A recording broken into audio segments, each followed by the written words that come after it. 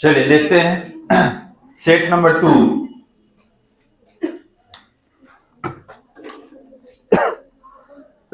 चलिए set number 2 देखा जाए। यही है ना बालक? चलिए एक एक करके बात करेंगे। अभी सेट में हम लोग बात किए, सेट नंबर 1 में ये क्वेश्चन था, तो याद रखेंगे क्वेश्चन रिपीटेड रहेगा। ये चेक करने के लिए पीछे वाला गलती आप सुधारे हैं कि नहीं।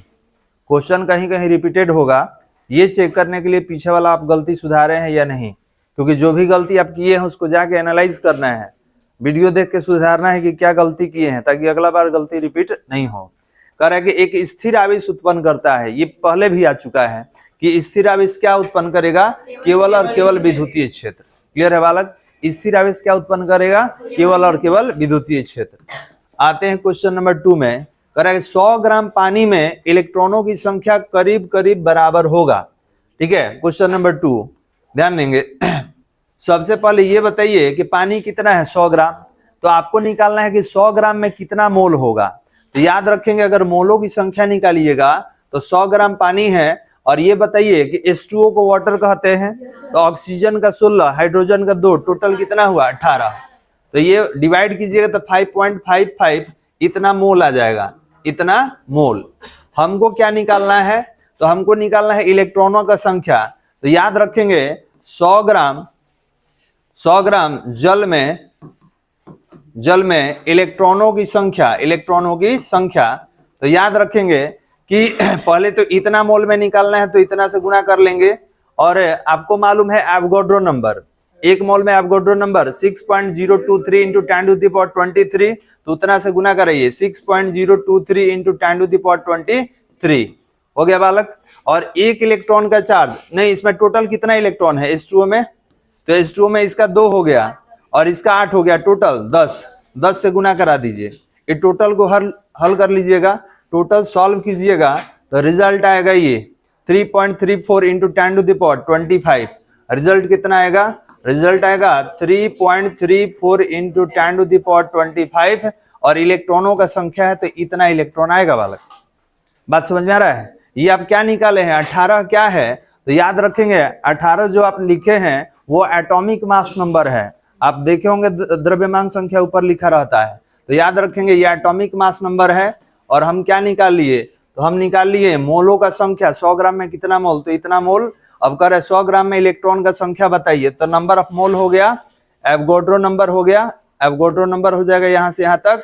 और इसमें कितना इलेक्ट्रॉन हो जाएगा, तो 2 हो जाएगा हाइड्रोजन का और 8 है ऑक्सीजन का, 2 8 कितना 10। क्लियर है यहाँ तक? आगे बढ़ जाए। चलिए क्वेश्चन नंबर 3 की ओर आगे बढ़ेंगे। कह रहा है कि निम्न में कौन सा विद्युत क्षेत्र का मात्रक नहीं है, तो याद रखेंगे न्यूटन प्रति कूलम होता है, तो ये भी है, ये भी है, ये भी है, कौन नहीं है, जूल प्रति कूलम, इसको वोल्ट बोलते हैं। जूल प्रति कूलम को क्या बोलते हैं, वोल्ट। तो याद रखेंगे विद्युत क्षेत्र का मात्रक ही नहीं।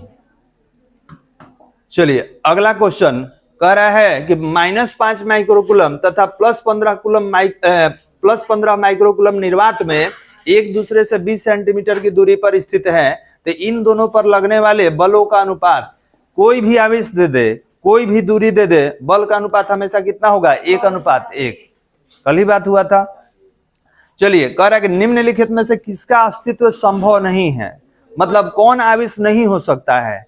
तो याद रखेंगे कौन सा आवेश संभव नहीं होगा, तो इलेक्ट्रॉन का संख्या से चेक करेंगे। Q/E जो पूरा कट जाएगा वो संभव होगा, जो नहीं कटेगा संभव नहीं होगा। तो देखिए 16 दूनी 32 ही कट जाएगा, 16 चौके 64 भी कटेगा, ये नहीं कटेगा। E अगर 2.4 इंटू 10⁻19 लिखते हैं और नीचे 1.6 इंटू 10⁻19, तो ये दशमलव में रिजल्ट आएगा। तो इलेक्ट्रॉन का संख्या याद रखिएगा पूर्ण गुणक होता है, दशमलव में नहीं होता है। तो कौन सा आवेश संभव नहीं है, तो ये संभव नहीं है। क्यों? क्योंकि इससे अगर इलेक्ट्रॉन का संख्या निकालेंगे तो डेसिमल में आ जाएगा। तो याद रखेंगे ये भी संभव है, ये भी संभव है, लेकिन ये संभव नहीं है।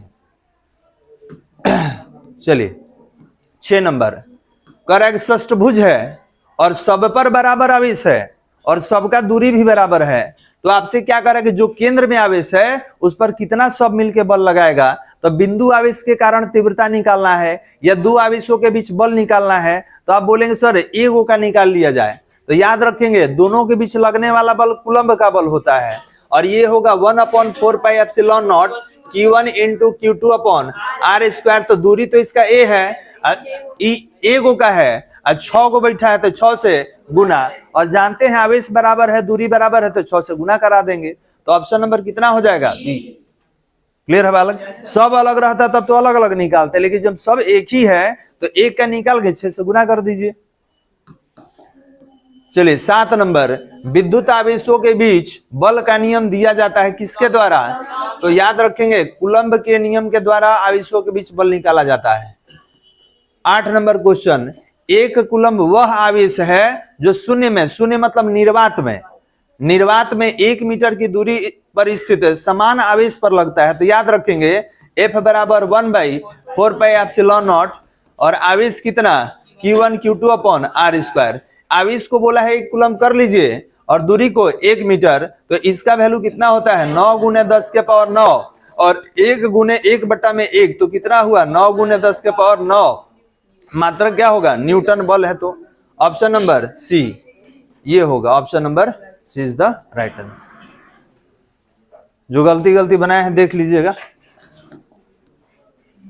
9 नंबर, कर विद्युत आवेशों के बीच लगने वाला बल किसने दिया था? कूलम्ब। तो नियम हो जाएगा कौन? कूलम्ब का नियम।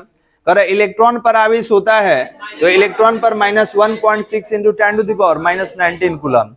कर जब किसी वस्तु को आवेशित किया जाता है तो उसका द्रव्यमान, तो याद रखेंगे आवेश का नेचर नहीं बताया है कि धनात्मक है कि ऋणात्मक, खाली आवेशित बोला है। तो आवेशित मतलब धनात्मक भी हो सकता है और ऋणात्मक भी। तो याद रखेंगे कि द्रव्यमान बढ़ भी सकता है या घट भी सकता है। प्लस कीजिएगा तो घटेगा, माइनस कीजिएगा तो बढ़ेगा। 12 नंबर, कूलम्ब बल है, केंद्रीय बल भी है और विद्युतीय बल, क्योंकि दो आवेशों के बीच लगने वाला बल विद्युतीय और दो आवेशों के बीच में लगता है तो बीच वाले को केंद्रीय बोलते हैं। तो याद रखेंगे ये दोनों है, ए और बी। अगर किसी आवेश से अनंत दूरी पर उस आवेश के कारण विद्युतीय क्षेत्र का तीव्रता कितना होगा?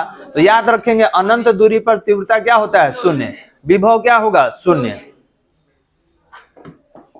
क्वेश्चन नंबर 14, बताए थे कि जब क्वांटम नहीं रहता तब तो हाई हो जाता, लेकिन क्वांटम में है तो याद रखिएगा 4.78 × 10⁻⁻10। क्लियर है बालक?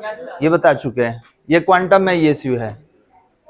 अगला क्वेश्चन, किसी अनावेशित वस्तु पर 1 कूलम्ब आवेश होने के लिए उसमें से निकाले गए इलेक्ट्रॉनों की संख्या, तो याद रखेंगे आप निकालिए, अच्छा है दीजिए, कितना कूलम्ब का आवेश आएगा? 1 कूलम्ब। तो 1 कूलम्ब में कितना इलेक्ट्रॉन? 6.25 × 10⁻18 इलेक्ट्रॉन। कहाँ है जी?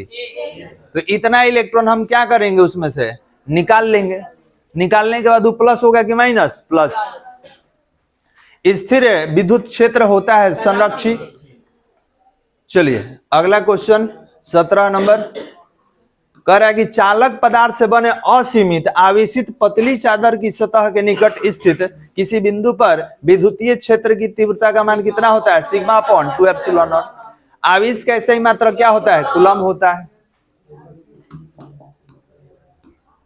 19 नंबर, याद रखिएगा किलोवाट कहता तो शक्ति, लेकिन किलोवाट घंटा है तो किसका? ऊर्जा का। इलेक्ट्रॉन पर आवेश का परिमाण कितना होगा?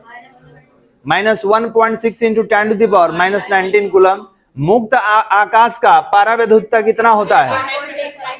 ऑप्शन नंबर सी ε0 का वैल्यू 8.85 × 10⁻12 फैराड पर मीटर। एक और है coulomb square newton inverse 1 metre inverse 2। Clear है बालक? चलिए अगला क्वेश्चन 22 नंबर और 23 नंबर 2 क्वेश्चन है। आवेश का भी मैं AT या IT दोनों होता है, जो देगा बना लीजिएगा। और याद रखेंगे विद्युत बल रेखा कभी काटता ही नहीं है, कटबे नहीं करेगा। तो कह रहा है किस कोण पर काटता है? तो क्या होगा? नहीं काटता। कोई दिक्कत बालक? बंद किया जाए।